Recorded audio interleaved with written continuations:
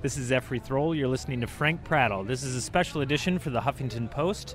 We're live here in the Lower East Side. It's a bumpin' Sunday night, although we have some goth rockers who have rolled up on us and are spreading their dark ways. I'm here with Dara Greenwald, leaning against a building side, and hi, Dara. Hi, Zefrey. So you're part of Creative Times Summit that's coming up on discussing social justice and things like that. Tell us a little bit about who you are and what it is that you do. Well, I am a media artist, and I work collectively and collaboratively on most of my projects, although I do have an individual practice as well. A lot of the work I do is about the history of social movements, and then that takes many different forms. That can be public art projects, or that can be exhibitions or writing. And so this is going to be a fairly rapid-fire event that Creative Time is hosting this summit. It's, I believe, presenters in the 30s, maybe 35 around there, I think, and each are going to have about 7 minutes to present. So that's fast. I mean, especially for people who, dedicate their entire life to something, to explain it in 7 minutes is near ludicrous, but at the very least, real fast. So tell us a little bit about what you're going to talk about then. Well, we've actually been instructed to talk about only one project. So it's actually quite a challenging proposition for me. I really like to give a lot of context to things, and I feel that showing one project doesn't really articulate what it is that we are doing. But because of the limitations of time and etc., I'm just going to show a recent project that we did called Spectres of Liberty, and you can see it online at spectresofliberty.com.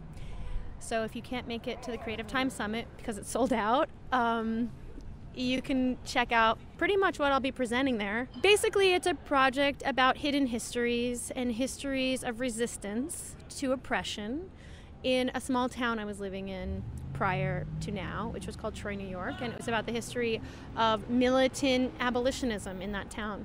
Given that it's such a short, time period, that it's 7 minutes, you get on the stage, you get off, and then, my guess is you're expected to kind of go around and speak to the audience, kind of informal Q&A, things like that, just rubbing elbows with people who have paid to get in and talk to them.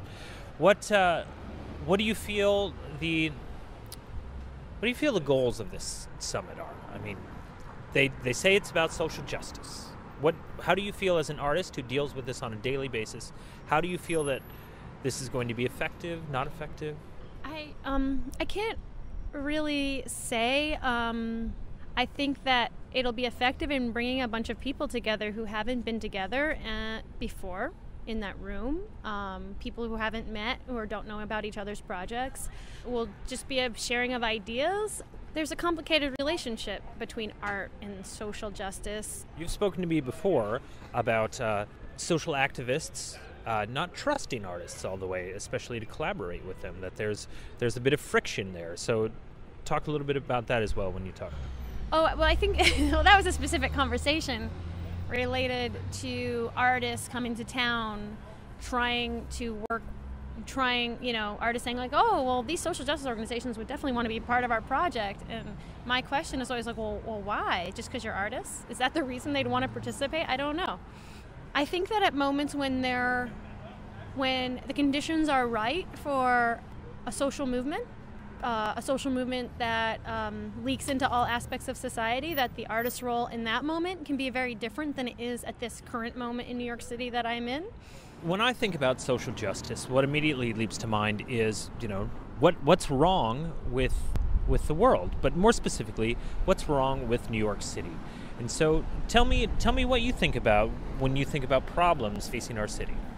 Well, I tend to think systemically about problems, and also radically in the sense that looking at what are the roots of these problems. And when you start to look systemically and at the roots of things, you begin to see large structural issues that you could maybe alleviate some problem, but it would not eradicate the cause of that problem, which is a systemic one. So there's all these multiple systems of oppression.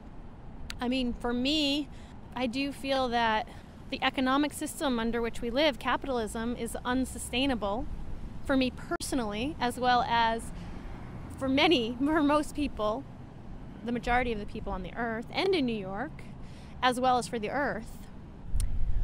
When you ask me what my biggest issue is in New York, it's kind of a self-centered issue. I wouldn't say it's self-centered, actually, it's community-centered. It's how are we going to survive? How are we going to pay our rent, and how are we going to feed ourselves, etc. Just, reproduce our daily lives and be able to pay for it, because as artists, it's just, I find that I'm constantly doing work that I don't get paid for. And of course I want to do it, but I also need to pay the rent. It's really difficult. And so when I think about New York, I think about how a big issue is whether I can actually even stay here. And so it's kind of hard in some ways to really invest in working on issues in New York when I can't figure out a way to do what I need to do, what is my life's work, and also be able to pay my rent. When you have your 7 minutes, what is the thing that you're hoping people will take away from your talk? Like, if you could distill it down to be like, here's a message, here's an effective message that I'm trying to give you, what would that be? I think that's a really hard question. Granted, that's a toughie. I hear you. I think it's a hard proposal in terms of the format, for me at least. I don't think I have a message. I'm sorry. I mean, I'm sure I have messages, but I don't have a slogan that I'm going to be putting forth, except, that we need to look at history and unpopular ideas that existed in history that were later adopted as kind of common sense. We're here in the Lower East Side with Dara Greenwald. She's talking about the Creative Time Summit that's coming up on Friday, the 23rd of October, 2009. And thank you so much. Thank you, Zefrey.